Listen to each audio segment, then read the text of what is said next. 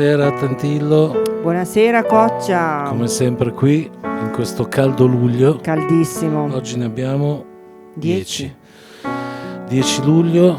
39 gradi. 39 gradi oggi. Non dico altro. No, è veramente devastante in questi giorni.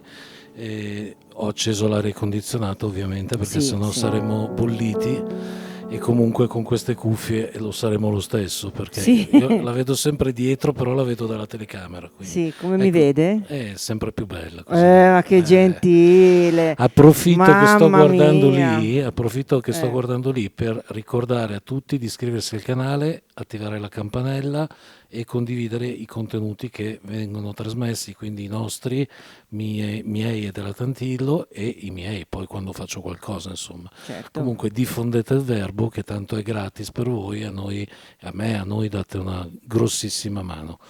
Allora, siamo quasi no, manca un mese al nostro evento. È vero. In quel di Biella, provincia di Biella. L'abbiamo ricordato più volte, in provincia di Biella c'è questo posto che si chiama Fattoria delle Rose, posto bellissimo dove ci accoglie appunto una location assolutamente invitante, e oltre ai piatti prelibati che potrete trovare, io qui metto la locandina in questo momento dove troverete tutti i contatti per telefonare e prenotare il vostro posto. Insomma, poi alle 21 inizierà il nostro spettacolo, alle 20 c'è appunto la pericena, ricchissimo, e alle 21 poi ci saremo noi, giusto Tantillo? Per digerire. Sì. Meno male che non è per fare altro, insomma. Per digerire. Per digerire. E invece per quello che riguarda me sarò come tutte le estati il 20 di questo mese, quindi fra pochissimo, fra poche settimane, fra pochi giorni, a Castringa, sempre in Piemonte, però un po' più vicino alla Lombardia, vicino a Tortona, Alessandria, quella zona lì, in un posto appunto che si chiama Castringa, è una cascina dove si mangia anche lì divinamente bene, e ci sarà un concerto piano e voce dalla mia amica Martina. Quindi insomma adesso cominciamo a scaldare i motori, il disco sta procedendo, giusto? Sì. Io sono arrivato quasi alla fine delle mie canzoni, però adesso tra un po' non dipenderà solo più da me, perché poi io mi affido allo staff di lavoro con il quale mi affidai allora per 3/4 d'amor, quindi a questo punto la palla passerà a loro. Io finisco di fare il mio lavoro, ossia di scrivere, e poi ci sarà chi dovrà registrarmi, produrmi, eccetera eccetera. Allora, stasera che facciamo, Tantillo? Stasera, siccome lei mi ha chiesto di leggere qualcosa di antico, io ho trovato, non è proprio una poesia, ma è un pensiero, una riflessione che feci alcuni anni fa, diciamo una quindicina di anni fa, e vorrei fargliela sentire, certo, perché è anche un po' curiosa come riflessione. Prego. Penso che mi piacerebbe ricordare ogni giorno della mia vita. Sì, proprio ogni giorno, minuto dopo minuto, ora dopo ora, e risentire persino gli odori, i profumi, riascoltare le parole, tutte, riportare la memoria ad un giorno preciso e, come se fosse la registrazione di un film, riguardare, ascoltare e rivivere quel giorno. Per esempio, il 4 ottobre del 1968. Dov'ero? Vivevo a Venezia, lo so, ero piccola, avevo circa 1 anno e mezzo. Ma cosa ho fatto di preciso il 4 ottobre del 1968? Come ero vestita? Cosa ho mangiato? Dove sono stata? Pioveva? E chi c'era con me? Sicuramente mia madre e i miei nonni materni, abitavamo tutti nella stessa casa. Mio padre invece era via, non so se fosse ancora in Sardegna oppure già a Milano. Era in polizia, era solo e stava cercando una casa che ci potesse ospitare tutti. Ma cosa ho fatto di preciso io quel giorno del 68? Posso supporlo, posso immaginarlo. I giorni di solito si assomigliano tutti un po'. Si distinguono solo quelli che ricordiamo a causa di fatti estranei alla quotidianità, belli o brutti che siano. Eppure, del 4 ottobre 1968, io, nello specifico, non ricordo nulla. Andiamo avanti. 6 marzo facciamo del 72. Cosa ho fatto quel giorno? Di certo ero già a Milano, ma non ricordo se abitavo ancora in via Coldilana, zona Navigli, oppure già al quartiere Sant'Ambrogio, nuovissima periferia popolare, immersa nella nebbia tra i campi di grano e le risaie. Essendo il 72, mia sorella c'era e quindi probabilmente eravamo già nella casa nuova di quel quartiere. Io non andavo ancora a scuola e nemmeno all'asilo, che era in costruzione, e poi mia madre non mi ci avrebbe mai mandata. Così come non mi fece frequentare la mensa scolastica per via del ricordo suo personalissimo del tempo di guerra, quando lei a scuola mangiava la sbobba, una minestra slavata e insipida, servita in tazze appoggiate su tavolacci di legno lavati con la candeggina. Nessuno mai riuscì a farle capire che negli anni 70 la mensa scolastica era differente. Eppure del 6 marzo 1972 non ricordo niente di preciso. E il 18 settembre dell'82? E il 20 aprile del 77? E il 2 dicembre del 1969? Niente. Non ricordo le parole, i passi fatti, non ricordo chi ho incontrato, cosa ho mangiato, non ricordo che scarpe avevo, se faceva troppo caldo o troppo freddo, se sono stata bene o se per qualsiasi motivo magari ho pianto. Che peccato, che spreco non avere memoria di ogni nostro istante, delle sensazioni, dei luoghi, dei colori, dei suoni attorno, dei sorrisi, gli sguardi, i profili di chi ci è passato accanto, la fila in latteria per comprare 10 lire di caramelle, i ragazzi sul motorino Ciao e i più grandi sul Garelli, i pomeriggi a giocare alle signore, sulle panchine sotto casa. Sì, ma quando è successo? Ed io chi ero?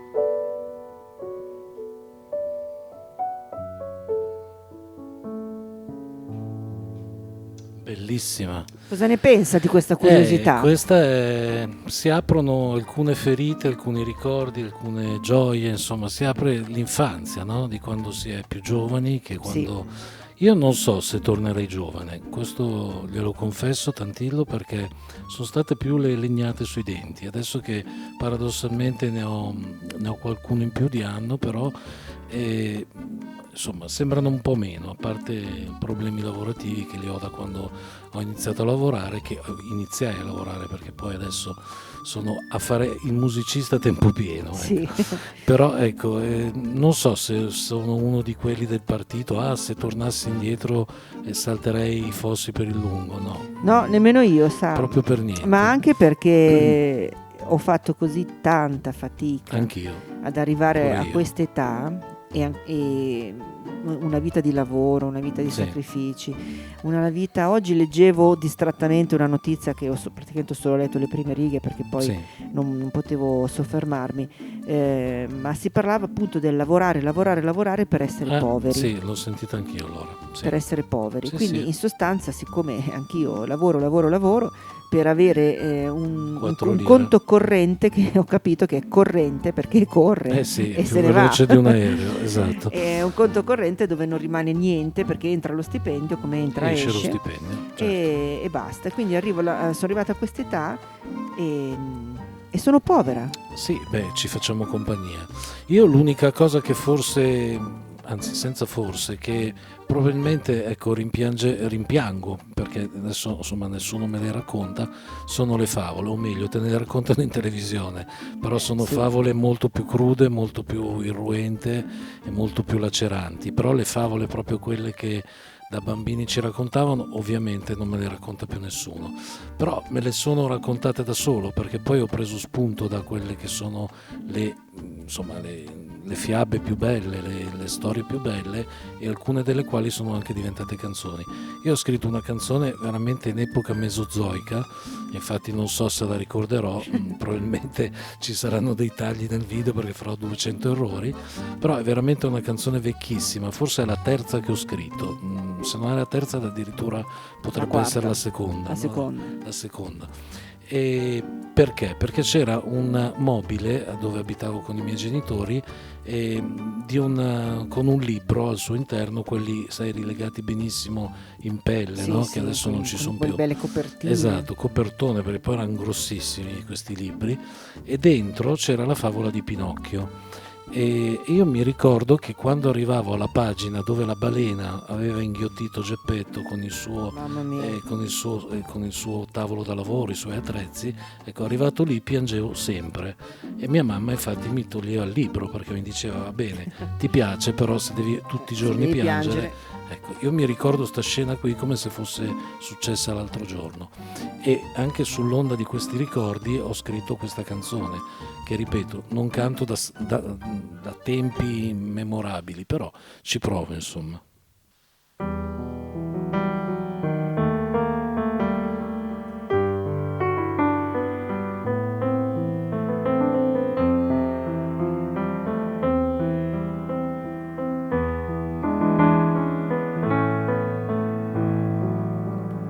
Un nonno di nome Geppetto creò da un legno 2 gambe e 2 braccia.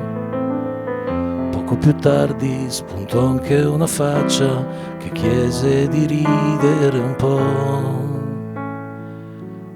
Con ago e con filo cucì un vestitino per farlo sembrare un bambino. Mancava un tocco alla sua costruzione e scelse Pinocchio per nome. Dall'alto del cielo spuntò anche una fata per dargli la vita, per farlo parlare e far sì che Geppetto almeno una volta si possa sentire chiamare papà. Ma bada, stai attento, gli disse però, la vita non è che una farsa. Se metti in mostra la tua miglior faccia, per gli altri un bersaglio sarai. Vai e conserva quel viso che io ti ho scolpito, e ricorda che io sono sempre qua a guidarti nel bene. Ma vai e non pensare a chi pensa che l'albero frutti dell'oro semina la tua lealtà. È così che si vive. Quel saggio del grillo sapeva di già, del gatto, la volpe, l'imbroglio, che sempre in agguato ci sei già cascato, rimani lontano da qua. Quel naso sporgente ti venne perché mentisti più volte a te stesso. La scuola, lo so, non è certo un granché, ma è quello che serve per te. Dall'alto del cielo riapparve la fata, gli prese le braccia, lo fece danzare, le aggiustò un po' il berretto di misti colori che nonno Geppetto gli fece indossare. Vai e conserva quel viso che io ti ho scolpito, e ricorda che io sono sempre qua a guidarti nel bene. Ma vai e non pensare a chi pensa che l'albero frutti dell'oro semina la tua lealtà. È così che si vive. Nel ventre di questa balena restai per giorni aspettando il tuo arrivo.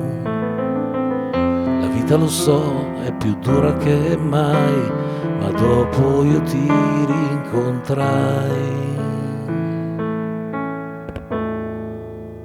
Una roba del genere. Mamma mia, ma che bella sta canzone. Mentre la cantava io rivedevo le scene di Pinocchio, sia quello di Manfredi, che secondo me è un capolavoro. Quello sì, mi è piaciuto molto anche a me, e anche l'ultimo di Benigni. Ah sì. Davvero, cioè, nella mia mente viaggiavano le note e le scene, le immagini di questi due film. capolavori, perché Pinocchio è veramente stato m'ha segnato, perché insomma non lo dico io, ma Pinocchio è stata anche, oltre che essere una favola, un motivo anche di discussione. C'è chi l'ha portato come tesi, proprio perché sì. è una favola sociale. Pinocchio alla fine non è proprio una favola per bambini. Ci sono tante, addirittura c'è chi, i famosi, insomma quelli che cercano per forza il pelo nell'uovo, addirittura hanno detto che c'era un discorso anche dei massoni sotto ma sì, vabbè, poi quelle sono cose. Però insomma Pinocchio ha veramente fatto discutere e farà discutere ancora, spero, tante generazioni. E abbiamo aperto con i ricordi, no? Col passato, quindi vuole continuare su questo filone? Ma io in realtà invece volevo leggere la penultima poesia che ho scritto. Ok. Perché è vero sì che sto scrivendo molto poco da marzo in qua, e ho scritto solo delle cose per un evento luttuoso che mi è capitato mio malgrado, purtroppo insomma non avrei voluto scrivere per questa occasione, ecco. Certo. Però è successo, e questa invece l'ho scritta così, penso 2 domeniche fa. Prego. Dietro di me la porta che va in cucina, sempre aperta, anche in questa domenica mattina avida d'ossigeno, ondeggia il tempo sull'altalena, ritardo consapevolmente il rito del caffè, e come ogni risveglio vorrei tornare indietro, solo per recuperare una notte ancora. Sai che non sogno più? Si depositano come lenzuoli bianchi su corpi morti queste ore notturne. Nessuno dice, nessuno guarda, si sta come in attesa, e mantengo col braccio teso questa porta aperta sull'orizzonte di altre stanze, fin dove l'occhio vede. Bellissima, bellissima, come Grazie. sempre mi lascia senza parole. Ha questa capacità qui, che nonostante la conosca da tempo, ma mi lascia senza parole. Cosa le devo dire? Meglio così, se no sarebbe una noia mortale, no? Ci metti immagini, no? Allora, prima di arrivare alla fine e quindi poi andare a berci il nostro prosecco e mangiare i nostri biscottini, io volevo, insomma, abbiamo aperto con la felicità dei bambini, no? Alla fine, anche se Pinocchio, ripeto, è una nota dolente fra tutte le favole forse, però ecco, veramente la cosa più brutta che a un adolescente, a un bambino o una bambina può succedere è che venga usata loro violenza, e questa è una cosa che non ho mai concepito, e mi perdoni chi è contro questa cosa, ma io sarei assolutamente favorevole alla pena di morte per chi toccasse un bambino. Ecco, non mi interessa quello che potreste pensare voi, o meglio mi interessa, ma io la penso così, insomma. E ecco, c'è questa cosa che più di una volta degli adolescenti siano stati addescati con delle scuse molto banali. Adesso mi viene da dire che l'addescamento più semplice è quando viene promessa notorietà, e soprattutto da parte del sesso femminile, insomma. Quindi quando trovano una bambina magari caruccia, ecco, promesse di vai in televisione, fai la velina, ecco, tutte queste porcherie che sempre sotto questo tappeto di menzogne c'è sempre delle richieste, ci sono sempre delle richieste bruttissime. Io ho cercato di scrivere una canzone che parlasse di questo, però bisogna sempre stare molto attenti a quello che si dice quando vai a toccare terreni così minati. E ho cercato, insomma, la Tantilo lo conosce, di restare sempre, di camminare sulle uova, di dire le cose ma con molta pacatezza. E ho immaginato un fiocchetto blu in testa a questa bambina.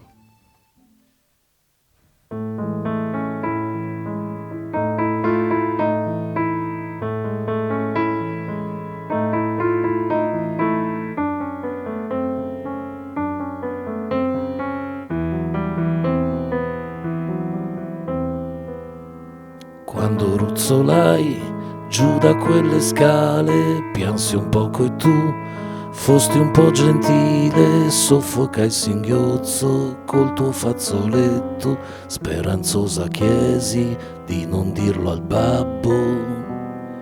Grata mi rialzai Scossi la maglietta, Gaia ti guardai, ricambiasti gli occhi, mi allacciasti il nodo della mia scarpetta, mi chiedesti in cambio di essere gentile.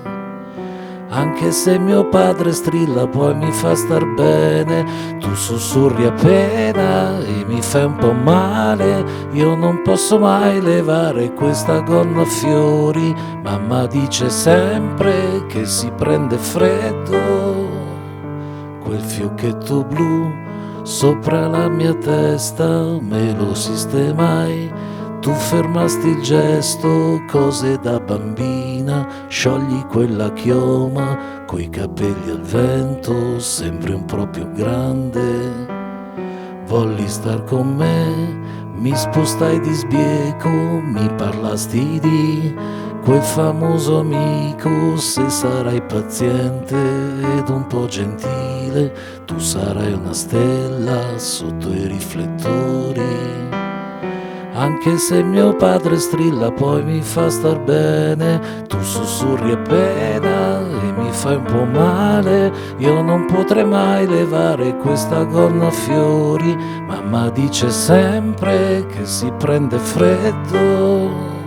Qualche giorno fa, fuori dalla scuola, un colore blu dipingeva i muri, assordante il suono di quella sirena, soffocasti il pianto con il mio fiocchetto.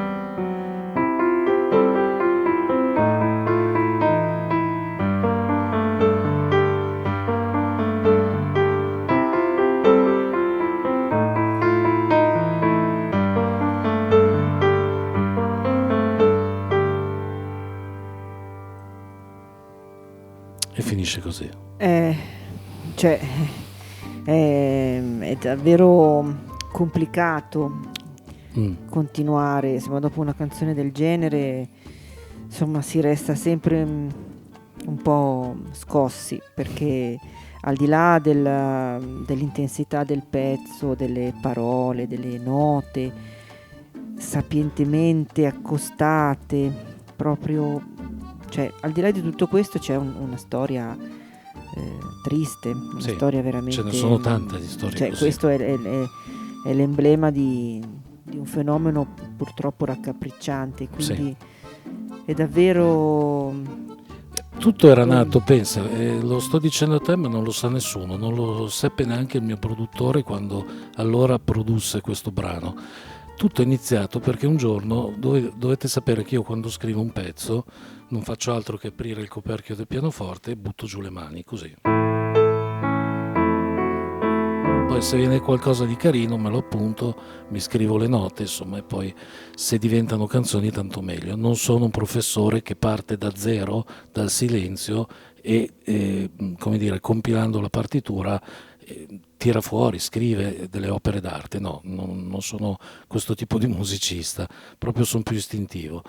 E quel giorno lì, non so perché, le prime note che mi caddero dalle dita furono queste qui, insomma, sembrava quasi una cantilena, un carillon, perché se ricordate il pezzo di prima fa sempre così.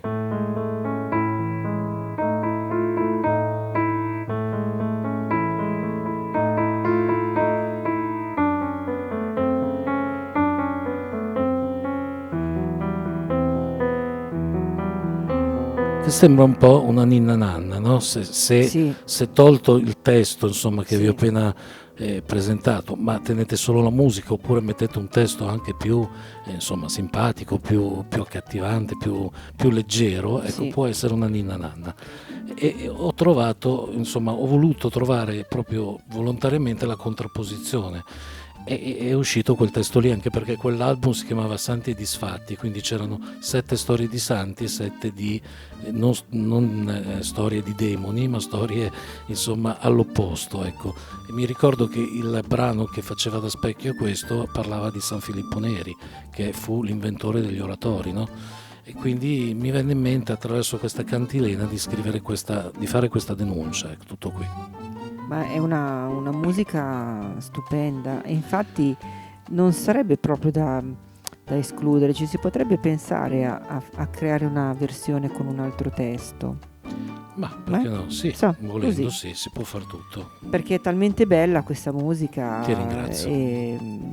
E anche questo è il contrasto tra la cantilena, che prelude a qualcosa di infantile, nel senso buono del termine, insomma, che fa parte dei bambini, del mondo, del magico mondo dei bambini, dove tutto dovrebbe essere solo sorrisi, abbracci, zucchero e caramelle. Certo. E invece c'è un testo terribile nel suo significato. Esatto. Quindi adesso io stavo pensando cosa leggere. Ma sei libera assolutamente di leggere quello che credi. Io poi concluderei con una cosa che ha molto a che vedere con le temperature di questi giorni, quindi anche smorziamo un po'. Sì.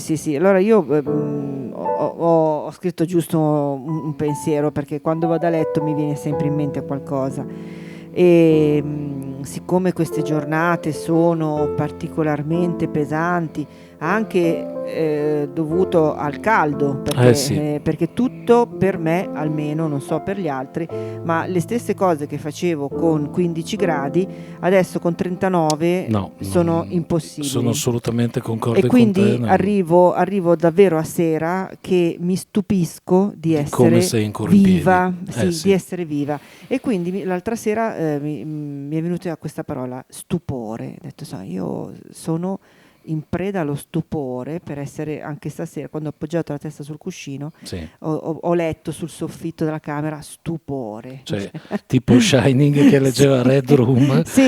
Io ho letto stupore. E ho pensato esattamente questo. Stupore. Questo è il termine che meglio spiega lo stato psicofisico con cui arrivo a sera, ogni sera. Stupore per avercela fatta, ancora, una sera ancora, giunta a questo letto, viva. Proprio così? Sì, finisce così. Ma cosa c'hai? Anzi, le risate? Applausi. Bellissimo questo. Visto che applausi registrati, esatto, visto che non c'è nessuno che ce li fa, insomma, i cuscini non fanno gli applausi. Meravigliosi. E adesso la useremo più spesso. Ho trovato da qualche parte che avevo nel cassetto sta diavoleria qua che serve per registrare, ma c'ha anche gli applausi e le pernacchie, c'ha di tutto. È stupenda. Allora, la Tantillo ha parlato di temperature esasperate, almeno qui in pianura padana è così, non so in altri posti d'Italia, ma qui è così. Però ci sono meno zanzare, almeno penso di poter dire. No, guarda, a proposito di zanzare, siccome io ieri ho visto mia cugina e siamo andati a mangiare una pizza, siamo andati a mangiare una pizza sotto casa mia, a un certo momento verso le 9 sono arrivate le zanzare. Ma sai cosa devi fare? No, ma aspetti, sono arrivate le zanzare. Siamo dovute andare via perché non potevamo più restare. Certo. Quando sono arrivata a casa mi sono fatta una doccia ghiacciata perché io ero completamente piena di punture, gambe, braccia, schiena, e mia figlia le ha contate. Indovini? 25. 57. Porca miseria. 57 punture. Mica male. Quindi, detto questo, allora, su TikTok oggi ho letto una cosa che ho riso come un imbecille da solo sul divano per 10 minuti, ma è veramente una fesseria, però può essere un'intuizione geniale. Tu quando vai a mangiare a casa, insomma, tu ti fai un taglietto, no? Metti 2 gocce di sangue sul balcone, sul davanzale, gli lascio l'antipasto. E magari mangiano fuori le zanzare. Questa fanno una cena fuori, però insomma, anziché entrare. A me mi cercano lo stesso. Vabbè. Allora, a proposito di caldo, stavo dicendo, io lo dico anche in una canzone nuova che insomma ovviamente non posso cantare, però lo dico anche lì, insomma, io scrivo d'estate per sentirmi per sentire meno caldo e immaginarmi il freddo dell'inverno, insomma, ma è sempre successo così anche quando scrivevo le prime canzoni. Solo che quell'anno lì, insomma, ho scritto tutto quell'album chiaroscuro che parla anche di situazioni di autunno, d'inverno, ma l'ho scritto in estate con 45 gradi nella caldissima Sicilia. e perché forse pensando al fresco mi veniva più fresco, no? Però una canzone l'ho dedicata proprio a quel luogo che si chiama Venti del Sud, dove veramente lì vieni lacerato dal caldo, però è meno umido, quindi si sopporta un po' di più. Venti del Sud.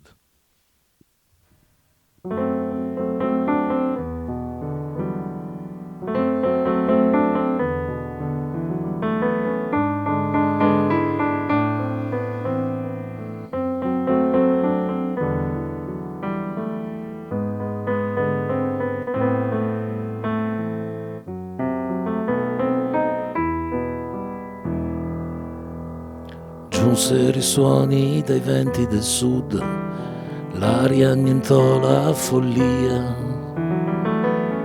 tutto si perse, il ricordo sbiadì, come un discorso a metà. Tolsi lo sguardo dal quadro che tu dipingesti per me. Giunsero i suoni dai venti del sud, l'arida terra chiamò, dolci profumi di mandorlo in fiore, aspro sapore dei gelsi.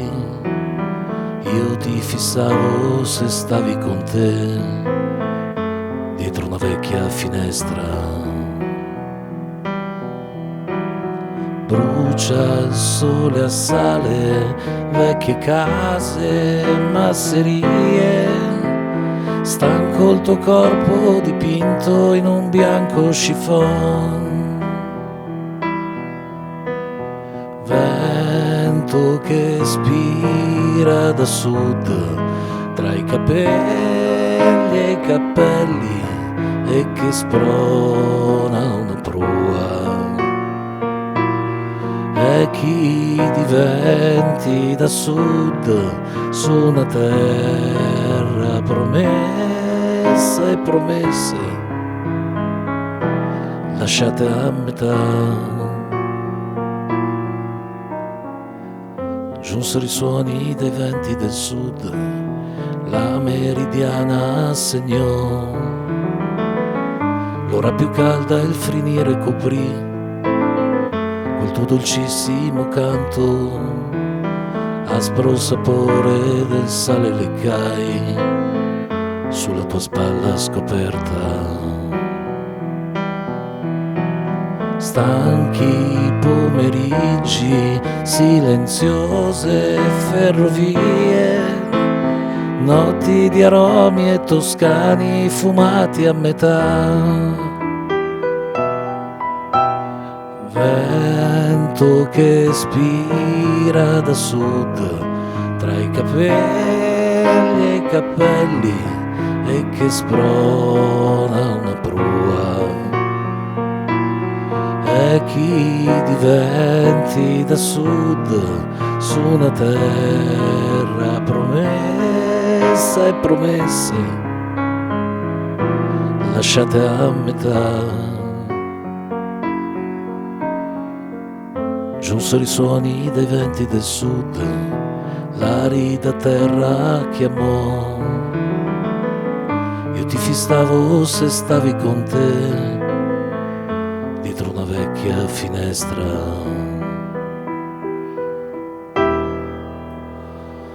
Mi è venuto caldo a ricantarla. Spettacolo. Grazie. Mi sono rivista in Sicilia da mia cugina, Sì. quando la prima volta che mi sono incontrata con lo scirocco. Sì. Perché Sì. io non avevo. Sì, c'è aria di scirocco. Ma si dice che i siciliani sono lenti, ma non loro. Sì. Tutto il sud Italia, proprio perché sono presi dallo scirocco e Sì. quindi è tutto più faticoso. E infatti lì non avevo capito, ho detto caspita, sto scirocco, c'è quest'aria calda, sembra di essere sotto al sotto il phon, phon per i capelli. Sì. sì, costantemente con un phon in faccia. Esatto. È una cosa. Va bene Tantillo, allora Sì. abbiamo finito. Abbiamo finito? Non so se faremo un'altra diretta, non so se registreremo un altro video prima che insomma partiate per le ferie, magari siete già partiti, comunque vedremo se riusciremo, perché so che coi turni lei è sempre incasinata. Sì. E quindi se se si sturnerà, se mi sturnerò, prima che lei vada in ferie, sì, allora sì, faremo qualche altro potremmo video, farla. magari faremo un altro podcast dove Sì. io intervisterò lei. Ah, va bene. Diamo come dire, uno spoiler Sì, ai sì, nostri sì, si può ascoltatori. fare. Sì. A proposito di voi, iscrivetevi al canale, condividete il video, lasciateci un like o un dislike se non siamo Insomma, glielo devi piaciuti. suggerire, no, dai. Però insomma, Lasciateci un like. fa sempre reazione, se non vi no? siamo piaciuti, basta, Dove c'è andate azione via. c'è reazione, no? Va bene. Va bene, allora vi lasciamo così e a Ciao, presto. ciao. Ciao. A presto. Ciao.